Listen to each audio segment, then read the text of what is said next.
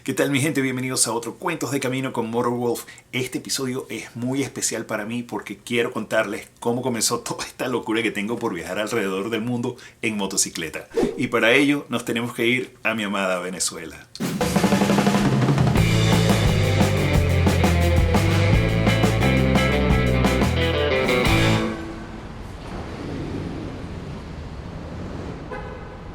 Corría el año 1980, tenía yo unos 9 años. Iba un día caminando frente a una librería que está cerca de mi casa y en el ventanal, en la vitrina, veo una enciclopedia llamada Dos Ruedas, la gran enciclopedia de la moto. Miren, en la portada había un tipo con un casco y un traje montado sobre una moto, se veía súper veloz, inclinado sobre una curva. En fin, para mí fue una de las imágenes más cool que había visto en mi vida hasta entonces. Mira, me fui de vuelta a casa muy emocionado a hablar con mis padres de la enciclopedia, ¿no? Obviamente, pues, me tuve que fajar con mis tareas y mis calificaciones escolares. Pero bueno, fue así como conseguí el dinero para ir comprando los fascículos que salían semanalmente y que había que coleccionarlos para crear cada volumen de la enciclopedia. Estos eran los 80, todavía no existía el internet, ni los teléfonos celulares, ni las tabletas, ni los videojuegos como los conocemos hoy en día. Y esta enciclopedia fue para mí una forma de entretenimiento. Pues yo me acuerdo que me tiraba en la cama a ver estos fascículos y a leer las historias de estos corredores. Y me acuerdo que las fotos eran increíbles. Y me imaginaba lo que sería correr en una pista con una Bultaco, o una Montesa, o una Yamaha, o una Honda de aquella época, ¿no? Esta fue la primera ilusión que yo tuve con el mundo de las motos y cuando realmente empecé a prestar atención, ¿no? a las motocicletas en mi entorno. Mira, en aquella niñez caraqueña, pues mi imaginación era muy inquieta. Recuerdo que tenía una bicicleta viejita de esas Benoto y agarraba un cuartito de Ricomal o de jugo y se lo metía entre los rayos de las ruedas para hacerla sonar como que si fuera una moto y andaba por todo el vecindario haciendo ruido. Bueno, y además imaginándome que yo era Johnny Cecotto, ¿no? Que era un gran corredor profesional de motociclismo y aparte de eso un orgullo venezolano junto con Carlos Lavado, ya que cada uno en su momento lograron ser campeones del MotoGP, que es el Gran Prix de motociclismo internacional. Esa fascinación por las motos las tuve desde esos días de niño hasta muchos años después, cuando tuve la osadía de tratar de aprender cómo conducir una motocicleta, ¿no?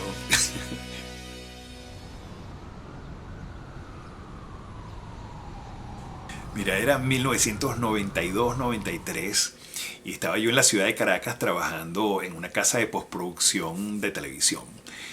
Y recuerdo que una tarde estábamos en el estacionamiento del edificio donde estaban las oficinas. Estaba con unos amigos.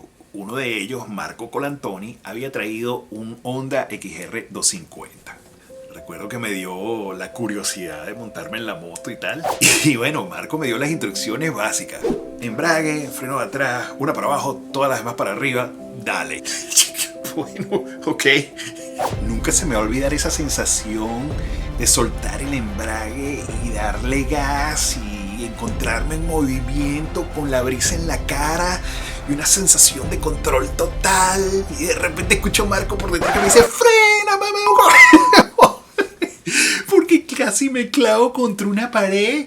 Pero nada, bueno, freno y paro la moto y con una sonrisa de oreja a oreja, ¿vale? Nunca se me va a olvidar ese momento porque supe que había sido algo transformativo en mi vida. Marco es un gran amigo y apasionado del MotoGP, de las carreras de Fórmula 1, del Dakar. Y bueno, definitivamente el culpable de que yo me enamorara de este mundo de las motos. Marcos tenía un grupo de amigos que montaban motos juntos y salían de viaje todo el tiempo. Tenían motos tipo Yamaha Virago, VMAX, Honda Shadows y Hondas Magna. Recuerdo que las tenían customizadas así con alforjas y partes cromadas y tal. Y los tipos se vestían con chaquetas de cuero negro y usaban bandanas así. Bueno, veníamos saliendo de los 80, o sea que la cosa era medio Poison.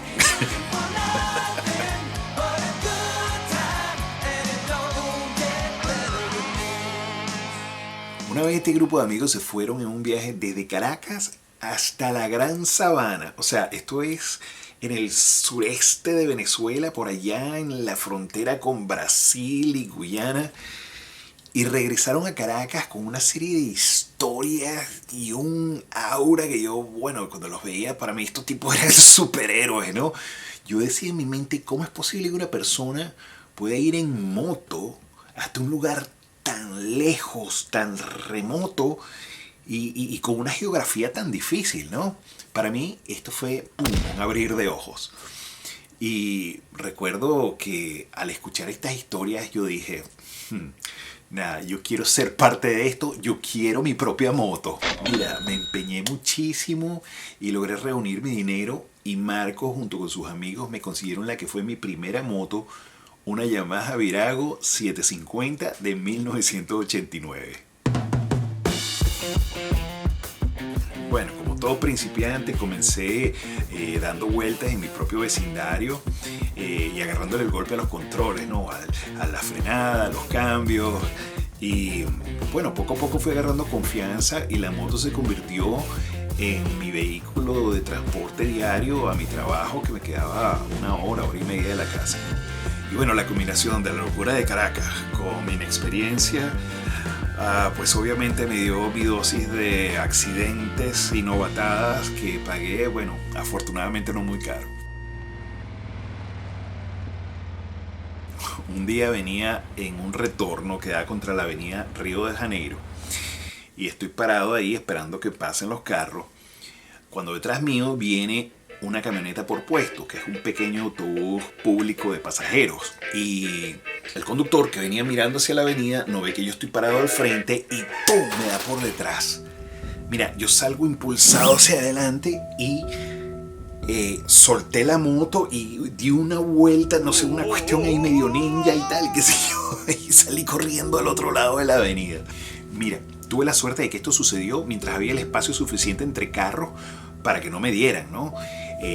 Cuando regreso de vuelta a la moto, estaba tirada en el suelo y el parafango de atrás estaba hundido completamente contra el asiento, ¿no? Ya casi contra mi espalda. Mira, la verdad es que Caracas es una ciudad tan agresiva que la gente que iba en el autobús, los pasajeros, se empezaron a molestar conmigo y me empezaron a gritar que era mi culpa.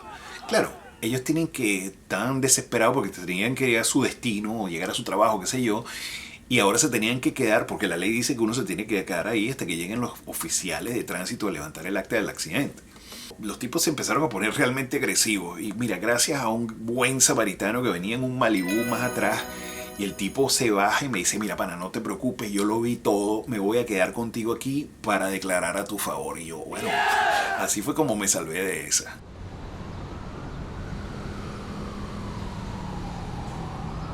Recuerdo que otra vez venía llegando a donde estaba un semáforo en rojo, habían carros parados en ambos canales y veníamos varios en una fila, pasando entre los carros para ponernos al frente donde estaba la luz, ¿no? El tipo que venía al frente mío venía en una moto alta de estas de motocross y el tipo que realmente como que no era muy bueno y ¡pa!, le da el retrovisor del carro a una señora y la reacción de la señora fue abrir la puerta, pero ni siquiera miró, ni siquiera se volteó a mirar.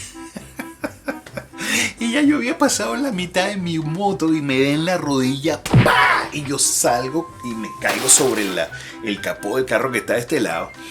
Y la señora deja la puerta abierta y yo le grito, ¡señora, cierre la puerta! Y este tipo fue el que salta, el tranca. Mientras toda esta algarabía pasaba, bueno, todos los tipos que venían en la fila de motos rodearon el carro de la señora para que no se moviera. Bueno, tú sabes cómo es la hermandad, ¿no? Y a la final me llevan a la acera. Y recuerdo que llega uno de estos motorizados, ¡pah!, y me saca una navaja. Y yo, ¿qué me faltaba? Me van a saltar. Y el tipo, no, pana, tranquilo. Yo lo que voy a hacer es que te voy a ir descosiendo el pantalón con cuidadito por la costura y bueno, para que lo puedas volver a remendar. Pero es para ver si no tienes el hueso afuera, pana, porque a veces uno con la adrenalina, uno no lo siente. Y yo, bueno, pana, estos tipos lo han visto todo. Dale, pana, dale. Finalmente el tipo me descose el pantalón ahí con cuidadito y bueno, sí, tenía la rodilla hinchada con un moretón y una cortada y tal, pero afortunadamente no fue más que eso. Y bueno, al final tuve que dejar la moto ahí en una caseta postal que estaba en la esquina y la señora agarró y me llevó a un hospital para que me hicieran una radiografía. Tuve que llamar al trabajo, que no iba a llegar y, en fin, Caracas. Mira, circunstancias como estos accidentes rápidamente lo pone a uno en perspectiva. Y uno se da cuenta que cada vez que uno se monta en una moto existe un alto nivel de vulnerabilidad. Pero mi historia con la moto siguió creciendo y fui poco a poco tomando experiencia y comencé a hacer viajes en los alrededores de Caracas. Mira, empacaba una franela, un cepillo de diente y me iba. Me gustaba mucho ir a la Colonia Tovar, que es un pueblo de montaña muy bucólico en el estado de Aragua. Este pueblo fue fundado por familias alemanas y todavía preserva mucho de la arquitectura, la comida, las tradiciones y la cultura de los alemanes. Mira, es un gusto visitarlo. También por haber crecido prácticamente junto al mar Caribe, disfrutaba mucho de ir a la playa con la moto y pasearme por la costa del litoral central. Recuerdo que había un lugar que se llamaba El Rey del Pescado Frito, que era lo máximo, una parada obligatoria. Solía ir con frecuencia también a Gavilán y a los valles del estado Miranda, donde, por cierto, y una vez hicimos el rodaje de un video musical de uno de mis temas que se llama Mujer de Luna Llena, donde mi moto fue protagonista.